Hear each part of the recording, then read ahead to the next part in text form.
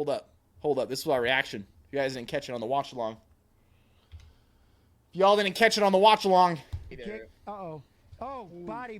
Oh, big knee. Oh, he let in a big right. He stole him. He let him. Chat. Holy shit, man. We gotta talk about the fights. You guys watch the fights? We did a watch along for it. We did a watch along for it, man. We're over on the UFC's Twitch channel, and let me tell you, holy shit! I don't know if I've ever had that type of reaction to a fight before. Oh my god. So let's just take a little looky. Let's just take a little looky. Let's go through it here. Let's go through it a little bit. Let's go through it a little bit. I didn't catch the early prelims. I started watching the Cynthia Calvillo fight. Cynthia Calvillo, it seemed like she got robbed. Pfeiffer went out there, starched, whatever you want to say. Mearshart, man. Mearshart, dude, this guy, you gotta think about it. This guy's been fighting forever. This man has motherfucking 51 professional fights now. 51 professional, that's a lot. It's a damn lot. My man, some reason, he gets out there against those power guys, and he kind of just freezes up. He freezes up, and he doesn't do enough, and it just lets him set up a perfect power shot on him.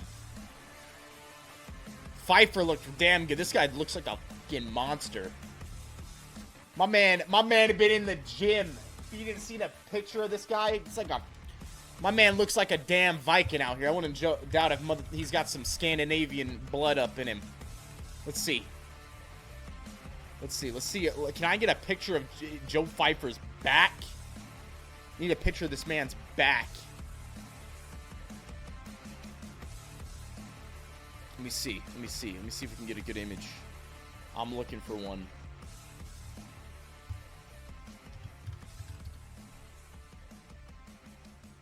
I mean, here's a good one. Here's a good one of the front shot, man.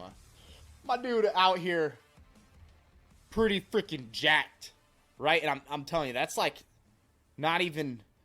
You need to see this dude's back up in here. My man looking like he'd been hitting that pull down. All right. Let me see. Let me see what I can find. Let's do Pfeiffer versus.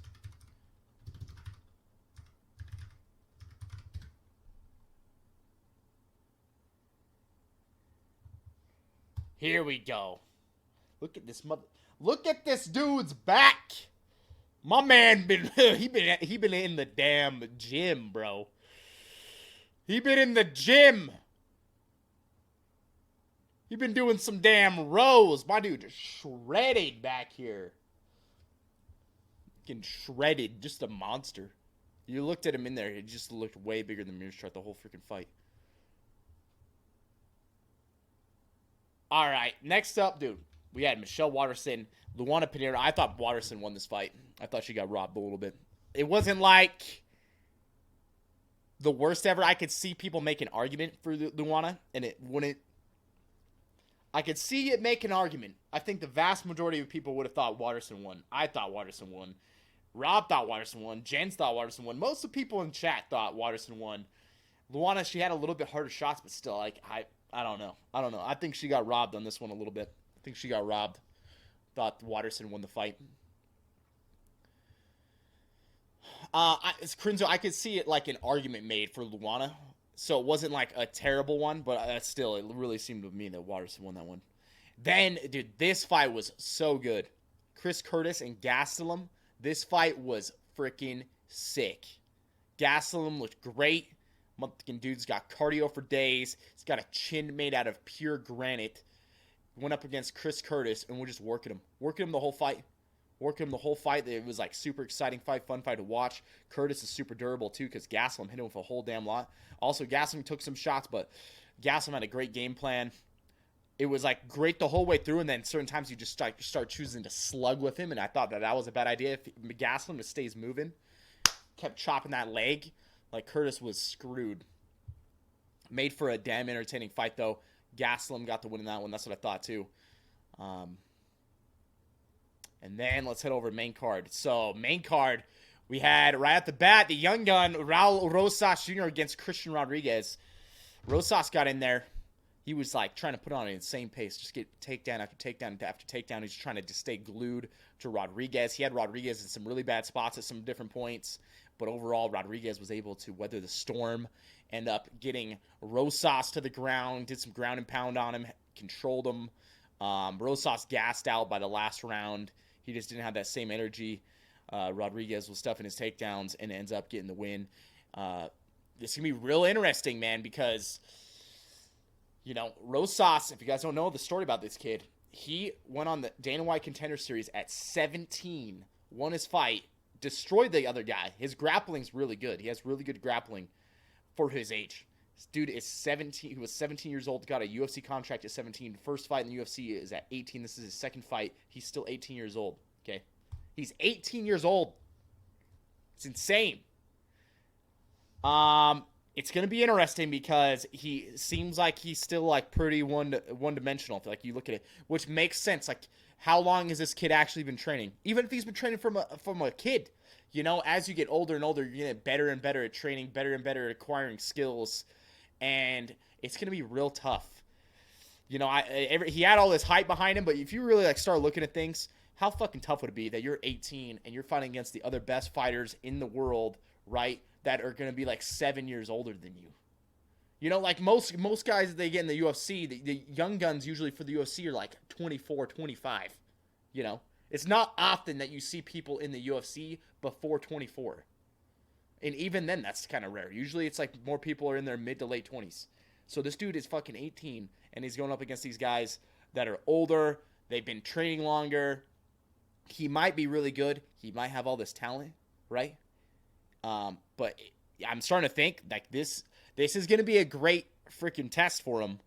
And he's, like, in a tough position now, because now everyone sees, okay, he really all he's got is his freaking ground game. He didn't really try to strike almost at all. He's going to really have to try to develop himself a lot over time. If anything, if I'm him, I probably don't try to take another fight for a while. I'd probably work on just trying to get better for maybe even like a year.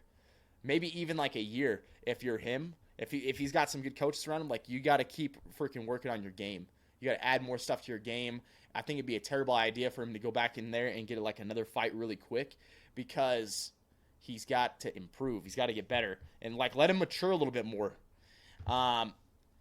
It's going to be interesting because this is something we always talk about him when he comes out.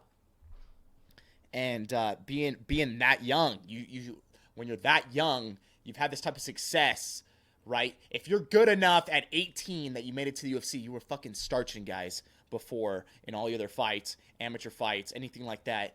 Even in the gym, right? If you're not working with some really good training partners, opponents, like, if you're just running through people and you're 18 years old, I mean, you're going to think you're the fucking best person in the world, you know? Like, I remember when I was 18 and playing sports and wrestling and all those different things, like, you just got that young gun confidence. And then imagine, like, what your head's going to think when you, like, I'm in the UFC now. I fucking beat all these guys up to this point. I won a contract. I'm the youngest fighter ever going to the UFC. I freaking just go on and take people's back.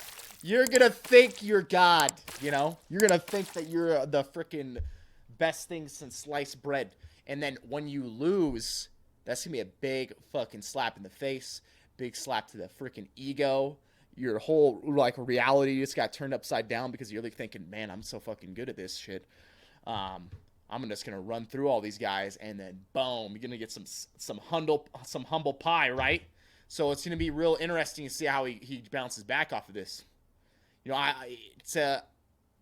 if anything, I don't know exactly how to take it. I think you're still, if you're young, you're probably still, he might be like, hey, that was just a fluke. You know, that was just a fluke. I'm going to get back in there immediately. But hopefully he's got some good people around him. And it's like, hey, let's take some time and let's develop. He doesn't need to get so many fights super early on in his career. He's already in the UFC. It's like, hey, Let's focus on getting really damn good because he's got so much potential. If you're that good, you can make it to the UFC by the age of 18. His grappling's already super great. He's got good takedowns, right? If he gets on someone's back, it's not a good thing for him. Dude needs to focus on improving. If he can focus on improving and to stay the course, and they try to be real calculated about how he takes these fights and build him up over time. By the time he's like 23, 24, he's gonna be a fucking monster. So hopefully that's what ends up happening. We'll see, though. It's going to be real interesting to see what unfolds from here. Next up, we had Holland. We had Santiago Ponzinibbio, right? Going into this fight, I was thinking some reason that Santiago Ponzinibbio was going to be the bigger fighter. Like, he's usually the big guy in the octagon with everyone else. He usually looks like he's way bigger. Holland is massive, dude. For 170 pounds. That was the first thing I realized when they were like started fighting. You look at both of them. Holland is freaking huge, bro. He is huge. Like his frame, he might not be like super jacked and have a ton of muscle to him, but the dude is freaking massive. He's so massive, super long reach. If Holland keeps developing his game and he can get really good takedown defense, he's gonna be a freaking force to be reckoned with, dude. He is gonna be one to be reckoned with. Because he has insane knockout power. He ended up knocking out... he just catches Ponzinibbio and just destroys him. That's the thing about these like long, lanky guys that you come to find over years. Watching them, and then like if you ever wrestled against anybody or sports, anything, right? Those long, lanky guys, they might not be super big and super jacked and look super strong, but something about their leverage with how like freaking long they are. They can be strong as hell. And Holland is like so explosive. Remember him knocking out Jacare from his back with a freaking hammer fist from his back? Just boom! And just knocked Jacare out. He freaking backhanded Ponzinibbio in this fight and dropped him. It's crazy. He's got insane power. Insane power. So, great fight for freaking Holland. You either love Kevin Holland or hate him. He's a big talker, but dude's super active. He broke his hand only like 4 months ago. He's in there fighting again. Then we had Rob Font, Adrian Yanez. I was thinking Yanez was going to win this fight going into it. Adrian's flipping really good. He's one of our watch-along guys. But dude, Rob Font, his striking, his boxing is nasty. His hands are so fast. He's probably one of the more like technical boxers I've seen in the UFC. The dude is fucking good. Super fast hands. Puts him on the money, has some power to him, and just can like overwhelm people, almost like a Diaz. Remember how Diaz, he wanted to like knock someone out in one punch, but damn, he like put on like 5 hits on him. He like hit 5 punches in a row, like 5 punch combination, put him out. Rob Font's nasty, dude. It was a great fight. Burns Masvidal. Gilbert Burns is the dark horse in this division. Like, I don't know why Burns... I feel like Burns gets slept on a lot. He doesn't get nearly talked about as much. Maybe he needs to make a little bit more noise for himself. But Burns is so damn good. Like, the dude... If you don't know this, you're watching the event. You're watching the watch-along with us. Burns is a 4-time jiu-jitsu world champion. 4-time jiu-jitsu world champion. The dude's got nasty jiu-jitsu, but he doesn't even fucking use it almost all. Like, he only uses it when he, like, absolutely has to. Because his striking, honestly, is super good. Like, you think about it. He stayed up with Masvidal. He struck with him most of the fight. He did get some takedowns. He did control him on the ground. He got him up against the cage. But overall, like, I mean, he struck with Masvidal. Masvidal's known as a striker. And Burns is still able to freaking beat him by outstriking him. Oh, yeah. He's super awesome. Burns is super awesome. I think Burns is going to end up being the champ. I think he's going to get there. He's only got a couple more. I think he's going to get there, bro. I think Burns, he got all the way up to that point. He fought Usman, and he did well against Usman in the first couple rounds before he got taken out. Like, he had hurt Usman multiple times. Striking solid, but yeah, I want to see him get up there. I'd love to see Burns versus Edwards or Burns versus Covington, either one of them. And then we had the main event. Also, Masvidal retired. What a freaking legend in the sport, bro. This dude's been fighting since he was a kid in the backyards of Kimbo Slice. Crazy to think. The dude came from the streets. He was a street fighter. Think about all the stuff that he's done throughout his career. He's got like well over 50 pro fights. Guy became super successful, super famous, put on entertaining fights for people, was an entertaining fighter over the years, and homeboy is just retired. He's now got the boxing thing going on. He's helping promote. Shout out to freaking Masvidal, dude. Came from the streets, started off as a street fighter, doing backyard street fights on YouTube with the Kimbo Slice era. Crazy thing. I remember growing up, I remember being like junior high and watching those on YouTube, watching Kimbo Slice fight, watching Masvidal fight in the damn backyard on YouTube. It's insane that, hey, came from that to being one of the biggest stars in the UFC. Freaking wild. And then the main event. Pereira Adesanya. Man, oh man. This shit was wild. The amount of tension, I don't know if you guys felt it, the amount of tension that I felt in this fight, even on the walkout, like once Izzy got out there into the cage, you could see that he was in it, right? Then Pereira comes out, he goes to the freaking octagon, he pulls out the bow, right? Freaking draws it back. And like how intense in his mind, like he is sitting in that damn moment.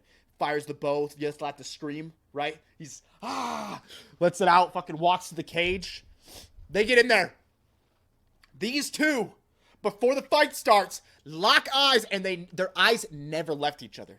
The entire time, as soon as they stepped in the cage, their eyes locked, and until they started fighting, they never unlocked. They were just staring each other down the entire time. Like, they didn't even motherfucking blink, man.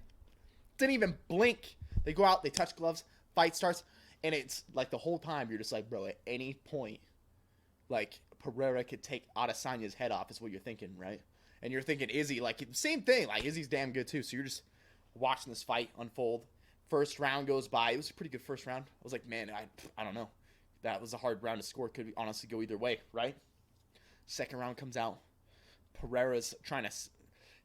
It starts off the same way, and then at one point, Pereira just like, boom, turns it on. It's like trying to stalk him down. Adesanya fends him off. Fight keeps going, and then it gets towards the end of that round. And you got Pereira pushing him up against the cage, and he's like getting on him now. And you're thinking, bro, this is exactly what happened in that first fight. He tried to get him up against the cage, throwing big, massive body strikes, knees, right? Adesanya's covering up. You're like, oh, shit, this is not good. Next thing you know, bro, Adesanya, he turns that shoulder, fires that right, fucking boom, on the money. Drilled him, stunned him, and then followed up with a 2-punch combination after that. Right hand, as he's falling, left hand, motherfucking flatlined him. Flatlined him, bro. This shit was wild. Like, if you're not a fight fan, you haven't been following this shit was wild. You want to know why this was so wild? These guys have been fighting each other for the last damn 7 years. These two fought each other in kickboxing. They fought each other in kickboxing back in 2016, right? They were the two best, like, kickboxers. Pereira beats Adesanya the first time. They have a rematch, and then Pereira fucking flatlined him. Pereira flatlined Adesanya. He was out cold, right? Then, fast forward, they continue their careers. So Adesanya, he was still one of the best kickboxers, goes to UFC, starts fighting, makes it his way all the way through all these different fights to become the UFC champion. He's been defending his belt, right? Next thing you know, after he's done some defenses, who comes up? Oh, Pereira. He's joining the UFC. This guy, right? All the talk about him. This dude knocked out Adesanya back in the freaking day. That's how they're promoting him, because it was true. He's a great kickboxer. He's going through, he's just fucking starching these guys, right? Just starching people. Just boom, putting people to sleep like it's nothing. Like, doesn't even look like he's hitting them hard, and they're just evaporating before you. What he did to, God, Strickland, right? Just destroyed Strickland. Strickland was done. Freaking snapped his head back so hard. Goes in, knocks out Adesanya, or TKOs. And so you're like, man, Adesanya, he left kickboxing. This dude followed him to the UFC, wins all these fights to go and take his damn belt. Ends up taking his belt. Adesanya's lost to him 3 times. So it's like, and everybody's, can he do it? He's already lost to him 3 times. He's already lost to him 3 times. Can a guy really, could he really come back the 4th time and get the win? I mean, it's Adesanya, he's good, but damn, it seems like this guy's got his number, right? It's the question leading up all the way through this fight. It's like, there's a lot to overcome here. Like, what's Izzy thinking? Is there doubt? Is there doubt that this guy's got me 3 times? Does he have my number? Bro, goes back in there. Fucking the determination in his eyes. He was in there for fucking war. He's getting pushed back up against the cage, right? You gotta imagine you're Adesanya in that moment. You're getting pushed back up against the cage. This is the same way you got TKO'd. He's throwing some fucking bombs on you, and then you just unleash this right hand. Boom! Hit him. Bop, bop. Another 2-punch combination on that. Fucking drops him. 1 hammer fist to the jaw. He's already out. Flatlines him. Flatline. You know what that's gotta feel like? I mean, this is a fucking revenge 7 years in the making. 7 years in the making. Also, I gotta say, this is the coolest motherfucking post KO celebration I've ever seen in my life. Hold a minute. I got right here. Holy shit. This, my man, when he did this,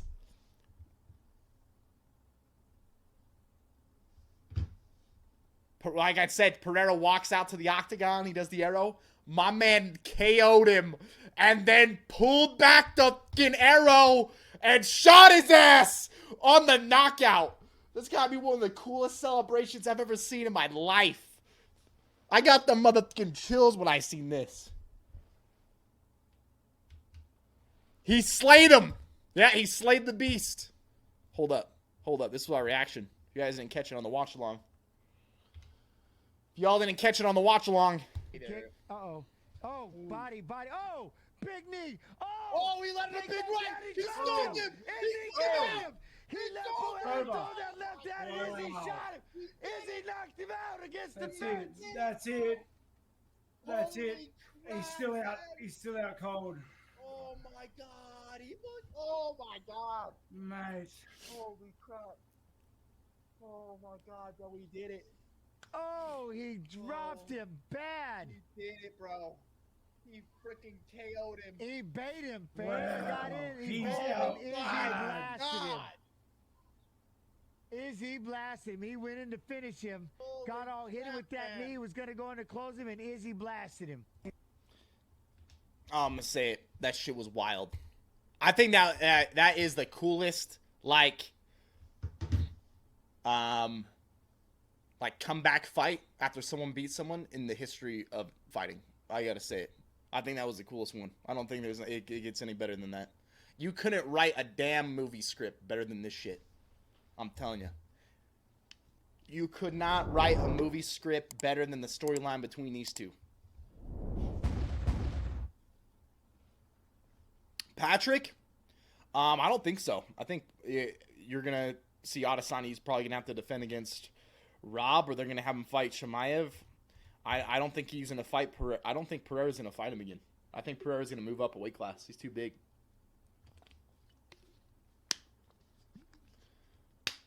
Oh yeah, let's take a look at that too, Woodward. That's right. That's right. Let's flip and take a little look at that. I gotta say though, I thought this was cool as shit. Like, motherfucking nothing but respect to both these dudes. Because this was some badass shit right here. Pô, guerreiro. This is after the fight. Hoje foi seu dia, velho. They go over. I'm gonna go. Today was our day. Yeah, I know. Yeah. Like, They meet up with each other. Come to Brazil one time, and I'd love to not train, but just see you in Brazil and other people as well. Because I missed Brazil when I was there. Last time you knocked me out. Ele falou, pô, eu quero um dia pro Brasil, não treinar com você, né? Mas, pô, um dia encontrar você lá, porque eu sinto falta do Brasil, gosto do Brasil, a última vez que eu estive lá, foi quando você me nocauteou. Irmão, tô sendo sincero mesmo, de coração. Eu tava conversando, a gente tá conversando. Eu e Yusri, é um cara que você também conhece. É um cara que você conhece, é um cara que eu era rival mesmo, de verdade. Fala aí, Pedro, vai falar. Pô, he was just translating, we were just talking right now on the back. You know, like, for example, Yusri. former rival too. Hoje é um grande amigo Today's meu a que good tá me great friend that ajudando. is helping him. Hoje foi seu dia, parabéns. Today was Tell you your one day. thing, Congratulations. I want to learn how you do that. Ele falou, quer aprender com você quanto Rio, quer aprender com Right? você. Muito bom. They're fucking, these guys been rivals for this long. Look at Teixeira in the back. Look at Teixeira, he sees it. Motherfucking, these two been rivals, right, for 7 years, but the amount of respect they got for each other, the amount of respect they're, like, talking about, like, trying to help each other, go down to Brazil, do some fights, some training together. Doesn't matter what anyone says, you're always a champion. Adesanya touches on him, boom, boom, boom. No matter what happens, you're always a champion, right? Isso aqui ninguém vai tirar. Isso aqui nunca ninguém vai tirar. Esse você levou. Esse aqui não. I can't. I remember seeing something else. It was like he said you got the belt, you're the champ. But he said he like points to it. I don't know if he's got certain things on his like tattoos or whatnot. But they were like basically saying, hey, we're both gonna always be champions, you know. And like the amount of respect that they give each other, even after you going through the octagon, you got all these wars. Pereira beats Adesanya, takes his belt. Adesanya takes his back.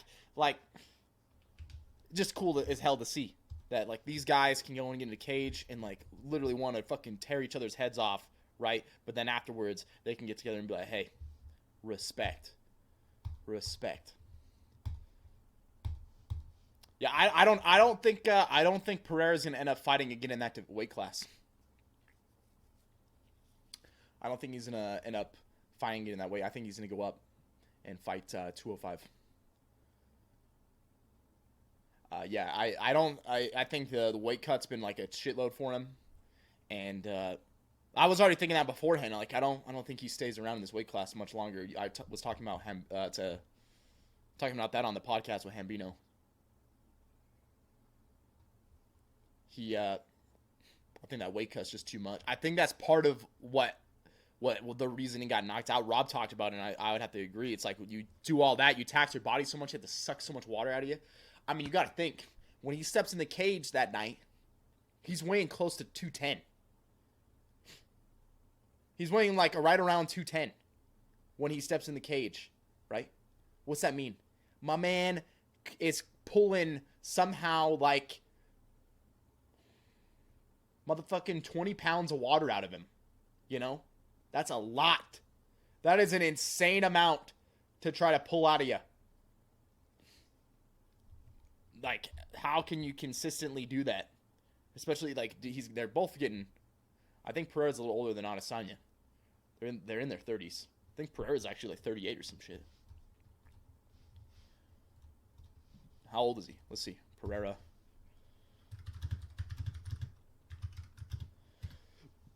Nope, he's 35. 35. So, yeah. I don't know, man. We will see. I just got to say, that is probably one of my favorite...